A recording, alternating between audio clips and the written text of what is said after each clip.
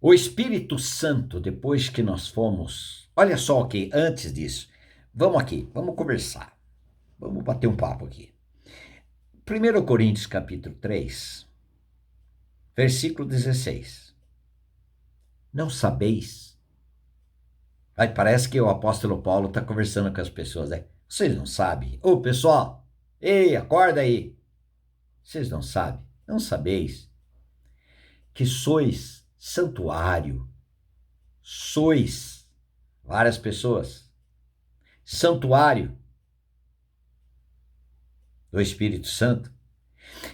Não sabeis que sois santuário de Deus e que o Espírito de Deus habita em vocês, em vós? Vocês não sabem que o Espírito de Deus habita em vocês? Quem são esses que o Espírito Santo habita? Vamos ver o que a Bíblia diz? A Bíblia vai responder. Efésios capítulo 1, versículo 13. Em quem também vós, depois que ouvistes a palavra da verdade, o evangelho da vossa salvação, Romanos 10, 17, a fé vem pelo ouvir e ouvir da palavra de Cristo, ou a palavra de Deus. Depois que ouvistes a palavra da verdade, o evangelho da vossa salvação sobre a morte e ressurreição em Cristo, a nossa morte, a nossa ressurreição juntamente com Cristo, tendo nele crido, porque aí foi gerado fé, tendo nele crido, fostes selados com o Santo Espírito da promessa, o Espírito de Deus. Depois, olha os passos, depois que ouvistes a palavra da verdade. Qual é o assunto? O evangelho da vossa salvação. O evangelho é morte e ressurreição. Tendo nele crido, foi gerado fé em mim e você, em todos aqueles que receberam de bom grado a palavra de Deus como palavra de Deus e não como palavra de homens. Palavra de Deus. Depois que creram, foram selados com o Espírito Santo da promessa. E ele diz, o qual o Espírito Santo da promessa é a garantia, o penhor da nossa herança, até o resgate da sua propriedade em louvor da sua glória. Você sabia que você é templo de habitação do Espírito Santo de Deus? Ainda mais ele vai dizer em Hebreus capítulo 3, versículo 5. Moisés era fiel em toda a casa de Deus. A casa de Deus, tabernáculo, templo. Como servo, para testemunho das coisas que haviam de ser anunciadas. E qual seria essas coisas que seriam anunciadas? A Bíblia responde, Cristo. Cristo, porém, como filho, em sua casa, a qual casa somos nós, se guardamos firme até o fim a ousadia e a exultação da esperança. Onde estão as casas de Deus? Onde está a casa da habitação do Espírito Santo? Onde? Em todos aqueles que creram, ouviram a palavra da verdade, o evangelho da vossa salvação, tendo nele crido, fostes selados com o Espírito Santo. A Bíblia responde. E ele diz em Efésios 2, e ele vos deu vida. Qual vida que Deus nos deu? A vida do Senhor Jesus Cristo. Pelo Espírito Santo. Onde está o Espírito Santo? No interior de todos aqueles que foram regenerados. Muito bem. Nós fomos feitos agora templo da sua habitação.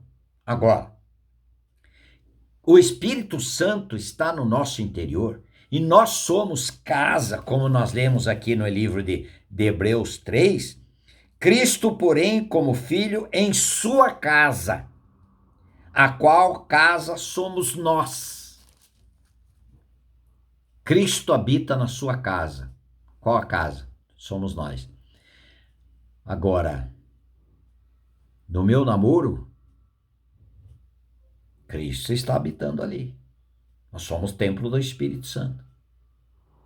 No namoro, templo do Espírito Santo, quando nós estivermos fazendo qualquer tipo de negócio, na escola, estudando, trabalhando, andando na rua, assistindo televisão, assistindo um filme. Cristo está em nós, no interior de todos aqueles que foram nascidos de novo. Agora, aqueles que têm na sua mente que lá onde reúne, lá sim que eu preciso ser santo, ter conduta santa, comportamento santo, não falar palavrões, porque lá é a casa de Deus. Seja qual a denominação. Aqui, ó, tudo certinho. Amém. Isso daí é uma religiosidade vazia, sem Cristo. Idólatra. Aonde estão a casa onde o Senhor Jesus Cristo mora? Vós sois casa de Deus. Vós sois templo do Espírito Santo. Olha como é sério o Evangelho, alguém que é alcançado pelo Evangelho do Senhor Jesus Cristo. Não uma denominação. Tem gente que fala, você precisa estar em tal denominação para você. Não há outro nome abaixo do céu.